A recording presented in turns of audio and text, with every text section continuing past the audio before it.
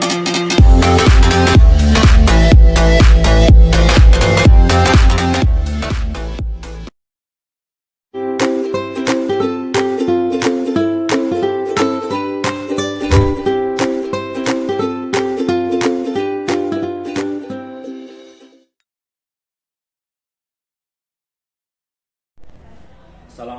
warahmatullahi wabarakatuh.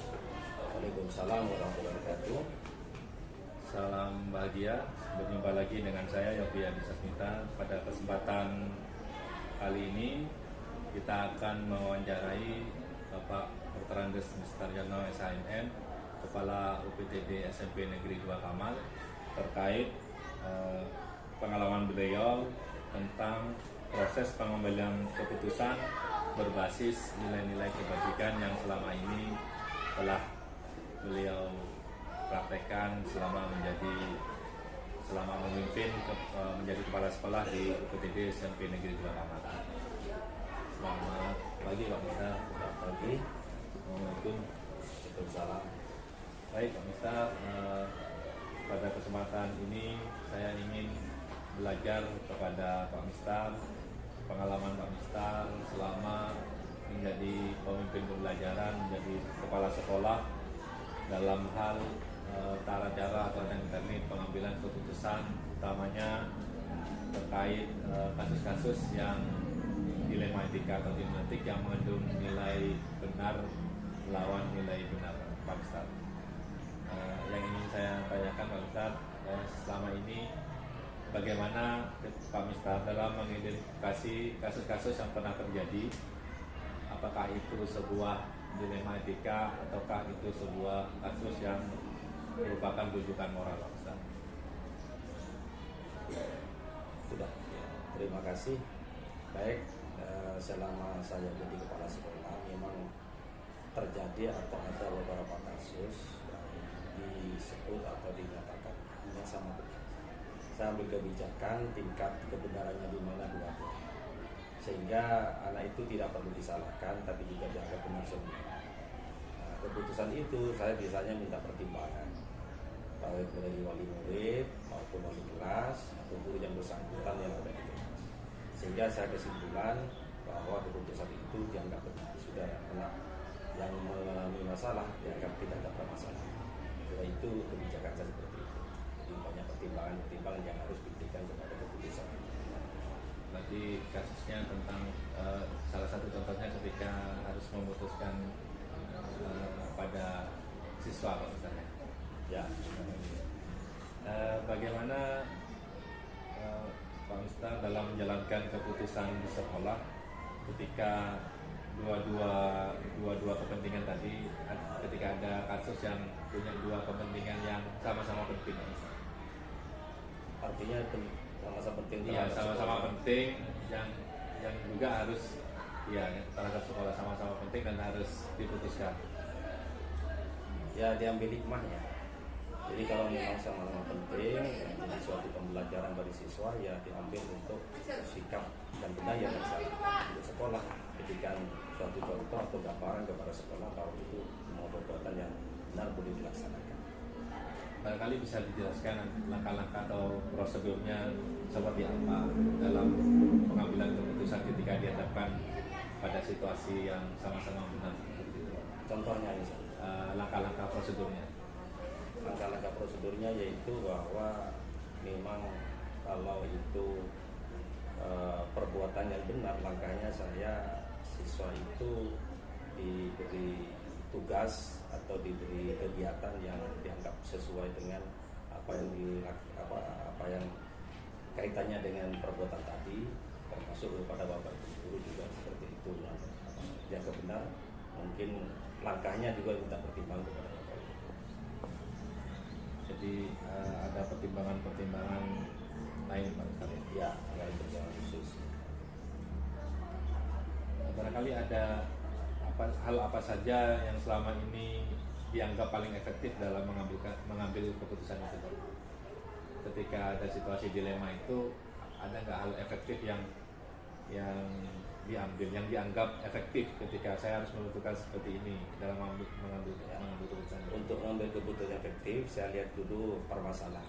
Kalau permasalahannya itu menyangkut sekolah, saya secepatnya mengumpulkan Bapak Ibu guru dan meeting untuk mencari masalah.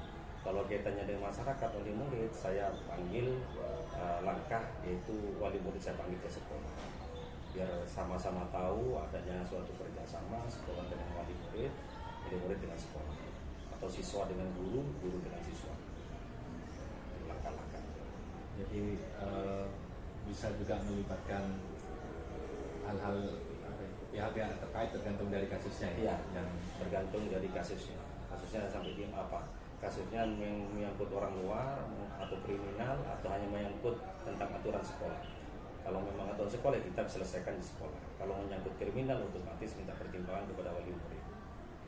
biasanya kalau mengambil keputusan yang dilematik itu tantangannya apa Pak yang ada yang muncul? Tantangannya apabila wali murid tidak paham atau merasa anaknya, putranya yang ada di sekolah kami ini merasa dianggap paling bagus, sehingga sangat bertentangan antara guru pengajar, wali murid atau sekolah. Itu tantangannya. Tapi masyarakat saya di sini kayaknya menyadari dan memahami tentang permasalahan yang ada di anak-anak sekolah, kecuali yang menyangkut pelanggaran kriminal itu mungkin sangkut pautnya dengan kepolisian. Kau pernah jadi ya? Kalau misalnya kasusnya berkaitan dengan rekan Pak, apakah pernah ada rekan kerja mungkin teman-teman guru? Saya ada pembina. Kalau rekan guru yang bermasalah, biasanya tiap sekolah itu ada seperti itu. Kalau ada pusat-pusat yang aman perlu diselesaikan, dan secepatnya diselesaikan biar tidak melebar kemana-mana. Saya ada pembinaan khusus. Ada program mingguan, bulanan, jangka pendek, jangka panjang. Terus dimasukkan kepada buku pembina. Untuk ketika kasusnya dengan rekan guru itu apakah cukup berdua atau juga melibatkan pihak lain? Kalau permasalahannya itu pribadi, dia berdua. Kalau menyangkut permasalahan banyak orang, ya saya panggil pribadi dulu, dia siap untuk diselesaikan bersama-sama, saya bersama-sama teman-teman langsung dikumpulkan juga secara bersama. Artinya pembinaan secara berkelompok. Kalau misalnya pertimbangan yang dipakai dalam kasus dilematik itu, Pak Miftah lebih condong karena kasihan atau karena aturan atau karena mengambil manfaat yang terbanyak? Saya tidak pernah menyelesaikan masalah karena kasih, tapi banyak terkait dengan aturan. Jadi kalau aturan ini ya, kalau kasihan itu ya banyak negatifnya. Akhirnya pilih kasih. Ya kalau sisi lain saya tidak merasa kasihan, ini B saya kasihan. Jadi ketidakadilannya muncul di situ. Tapi kalau aturan otomatis untuk bersama. Kalau misalnya siswa tadi Pak, Sama. aturan juga. Ya, lebih condong ke aturan karena ada garis-garis khusus yang harus dilaksanakan oleh siswa maupun guru. Dan itu sebelumnya sudah Ya, disosialisasikan. sosialisasikan. Jadi ketika terjadi sesuatu kita sudah sama-sama paham. Ya. Karena Jadi tidak ada yang saling disalahkan karena sudah aturan disampaikan lebih dulu. baik Pak Miftah, terima kasih atas pengalaman dan ilmunya dalam proses pengambilan keputusan, terutama keputusan yang berbasis kepada nilai-nilai kebajikan sebagai seorang pemimpin, dan semoga bisa menjadi tambahan wawasan untuk saya pribadi dan rekan-rekan guru dalam guru penggerak lain. Sama-sama Pak Yogi, mudah-mudahan menjadi tambahan ilmu oleh Pak Yogi dan mudah-mudahan sukses sebagai guru penggerak. Terima kasih. Demikian tadi hasil wawancara dengan Kepala UPTD SMP Negeri 2 Kamal terkait proses pengambilan keputusan berbasis nilai kebajikan. Terima kasih atas perhatiannya. Assalamualaikum warahmatullahi wabarakatuh. Salam bahagia. Salam warahmatullahi wabarakatuh.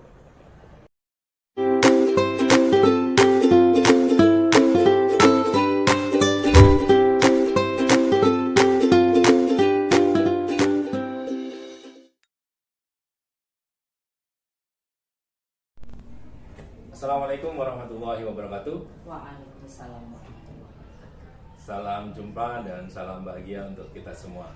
Pada kesempatan kali ini, saya akan kembali mewawancarai seorang pemimpin pembelajaran, seorang kepala sekolah. Kali ini dengan Ibu Hajah R. Sulfadiana, SAG, SPD, MPD dari UPTD SMP Negeri 1 Burneh. Kita akan kembali menggali informasi, menggali wawasan baru terkait pengalaman dari Ibu Sulfadiana selama menjadi kepala sekolah tentang proses atau tata cara pengambilan keputusan berbasis nilai-nilai kebajikan sebagai seorang pemimpin. Baik, supaya tidak terlalu panjang lebar, kita akan langsung saja. Selamat berjumpa Bu Diana. Bagaimana kabarnya? Alhamdulillah sehat walafiat.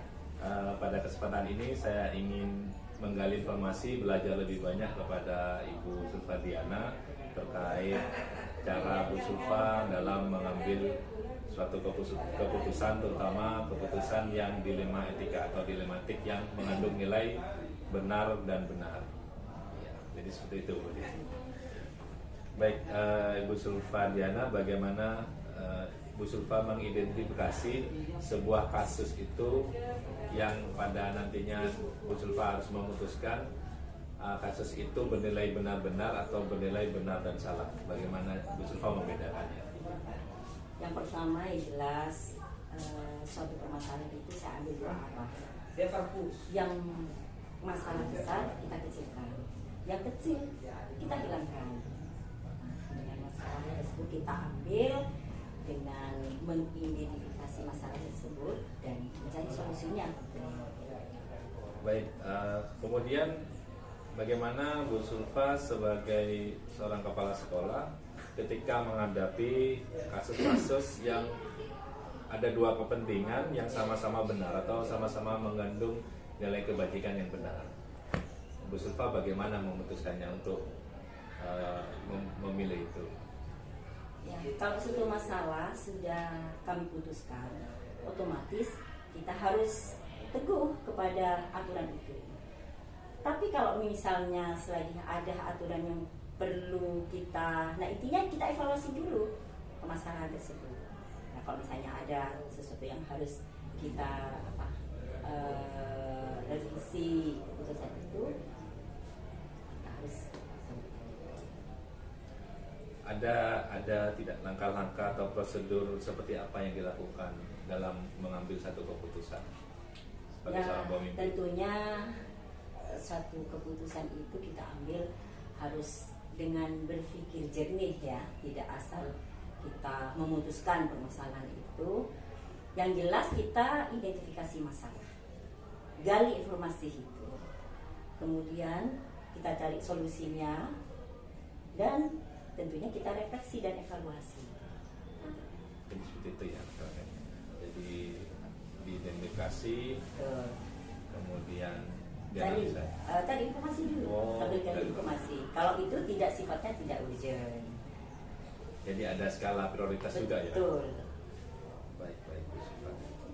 Kemudian kalau suatu keputusan itu dianggap efektif, menurut Bu Sulfa seperti apa? Bu Sulfa kalau memutuskan, oh ini sudah efektif, oh ini keputusan saya belum efektif, itu seperti apa? Ya tentunya kalau keputusan efektif itu keputusan yang istilahnya nilainya banyak manfaatnya khususnya kepada lembaga. Jadi keputusan itu sudah berjalan dengan baik dan bermanfaat. Betul. Kemudian jika kita membuat satu keputusan itu ada nggak tantangannya yang dirasakan sebagai pemimpin? Ya kalau tantangan itu pasti ada lah, tidak mungkin namanya manusia gitu ya. Nah itu juga berupa kepada perasaan sebetulnya. Tapi tidak perlulah kita untuk membuat permasalahan baru. Jadi perasaan-perasaan itu hilangkan. Kalau suatu ada misalnya ada sesuatu yang tidak mengenakkan atau toh tidak diindahkan, ya kita harus bersabar. Ya, jiwa sabar dan tangguh seorang pemimpin itu harus ada. Harus ada ya. Ada. Jadi memang butuh ketahanan Betul. jiwa. Kalau bahasa akademisnya itu apa ya, resiliensi kalau tidak salah Bu Sulfa. Betul. Luar biasa ini Bu Sulfa. Kemudian Bu Sulfa, apakah Bu Sulfa punya sebuah tata kelola atau jadwal tertentu dalam sebuah penyelesaian kasus yang dilematik atau dilematika? Apakah langsung menyelesaikan di tempat atau memiliki jadwal khusus atau bentuk prosedur seperti apa yang dijalankan? Jadi tadi yang disampaikan, kalau misalnya sifatnya itu hujan, kita harus sedikitlah merenung diri sendiri dulu, kemudian kita bisa memutuskan atau mengidentifikasi masalah tersebut, kemudian sudah cari solusinya. Karena urgent ya sifatnya, tidak sempat untuk kita minta pertimbangan atau menyamakan persepsi utamanya dengan tim-tim saya kan gitu. Ya kita putuskan mana yang sekiranya meminit mudaratnya. Jadi lebih bersifat pertimbangannya, manfaatnya lebih besar itu yang akan diambil ya. Kalau misalnya tidak urgent kan kita kan masih ada kesempatan, kita punya tim biar sama persepsi kita, kemudian kita putuskan ambil keputusan yang terbaik. Jadi faktor-faktor selama ini yang mempermudah atau membantu Bu Sulfa itu selain tim, apakah ada lagi dalam mengambil keputusan faktor-faktor yang mempermudah? Selain tim, memang kadang-kadang kami ada keputusan yang harus kita ambil berkolaborasi dengan wali peserta didik. Pernah begitu. Ada kita ambil keputusan, misalnya kita punya rencana mau mengadakan LKS, salah satu contoh. Tidak serta-merta kami mengambil keputusan ini berangkat ke sini sesuai dengan sesuai ide kami di sekolah, tapi harus berkolaborasi dengan wali peserta didik, tentunya disertai dengan komite. Jadi melibatkan pihak-pihak yang saling berkepentingan ya, sehingga kita kan enak bersinergi kan gitu ya. Pernah nggak Bu Sulfa memutuskan satu kasus, misalnya kasus itu dilematik, ini kalau saya ambil ini nggak enak ke ini, kalau saya memutuskan ini nggak enak ke ini, seperti itu?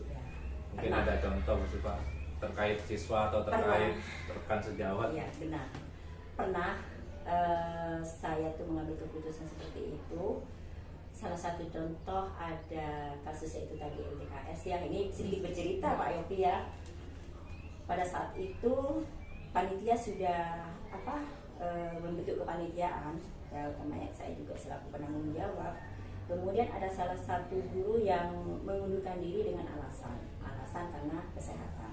Jadi mau tidak mau, emanglah ini juga buat wawasan keprofesional guru kan juga gitu ya. Itu dialihkan ke guru yang lain. Terus panitia minta saran dan untuk menggantikan guru tersebut. Jadi saya mengambil keputusan siapa ya sekiranya. Nah saya ambil guru yang saya tidak mengambil semuanya guru yang kompeten di bidang itu, tapi ada salah satu guru yang saya anggap ini kayaknya kuranglah bersosialisasi, jadi saya ambil itu. Ternyata setelah saya ajak, dia memutuskan bahwa saya tidak bisa ikut bersama. Nah itu bersama. Padahal ini adalah kebersamaan. Saya bisa ikut karena ada acara yang bersama, saya nanti nyusul ibu, saya naik sendiri ya sepeda. Nah itu kan juga dilema buat kami yang sudah skedulnya, sudah pembiayaannya kan gitu. Mau tidak mau kan juga berpikir, nah transportasi dua ini kan gitu ya.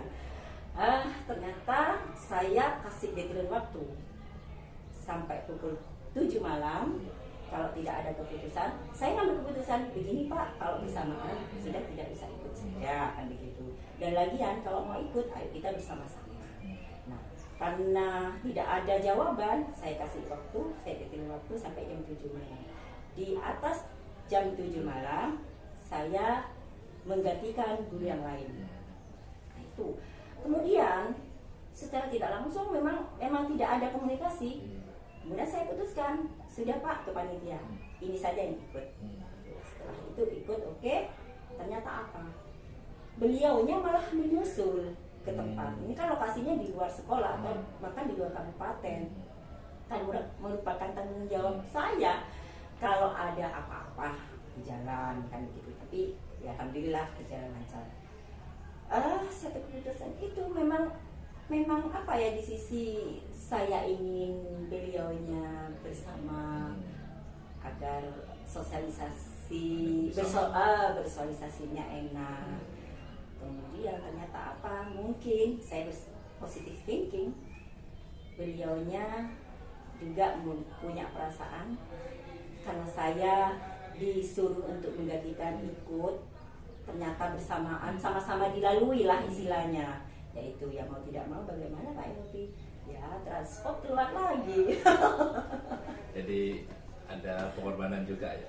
Mungkin karena pertimbangan dengan alasan dia sebenarnya ada kegiatan lain. Setelah kegiatan itu dia menyusul. Tapi masih bisa diterima Bu, meski ya, dengan alhamdulillah juga teman-teman juga welcome. Baik Bu Sulfa, luar biasa kisah ininya ya. Salah satu contoh dilematisnya itu ya. Menurut Bu Sulfa ini pembelajaran apa sih yang bisa diambil dari pengalaman mengambil keputusan seperti itu tadi Bu Sulfa? Yang jelas saya jadikan pengalaman itu sebagai pendewasaan diri saya khususnya selaku pimpinan kan gitu ya, untuk menghadapi rekan-rekan kerja saya. Nah, kalau itu ada sesuatu keputusan yang sedikit tidak diindahkan kan gitu, ya sudahlah, itu bersabar. Pasti ada apa ya, jalan yang terbaik. Baik, ya. Tapi demi kebersamaan, meskipun harus ada pengorbanan. Iya, betul. Karena prinsip saya, yang penting tujuan kebersamaan tadi bisa tercapai ya.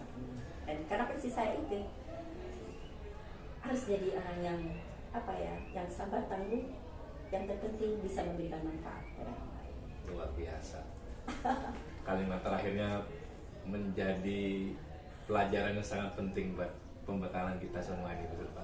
Terima kasih Bu Sulfa atas pengalamannya. Baik, demikian tadi wawancara saya dengan Kepala UPTD SMP Negeri 1 Burneh, Ibu Sulfa Diana. Apa yang sudah disampaikan beliau semoga menjadi tambahan wawasan bagi saya, terutama juga rekan-rekan semua yang menyaksikan dan menyimak wawancara kita, agar bisa menjadi ilmu baru, wawasan baru sebagai pedoman kita menjadi seorang pemimpin di masa yang akan datang. Terima kasih atas perhatiannya. Wassalamualaikum warahmatullahi wabarakatuh. Waalaikumsalam warahmatullahi wabarakatuh. Salam bahagia.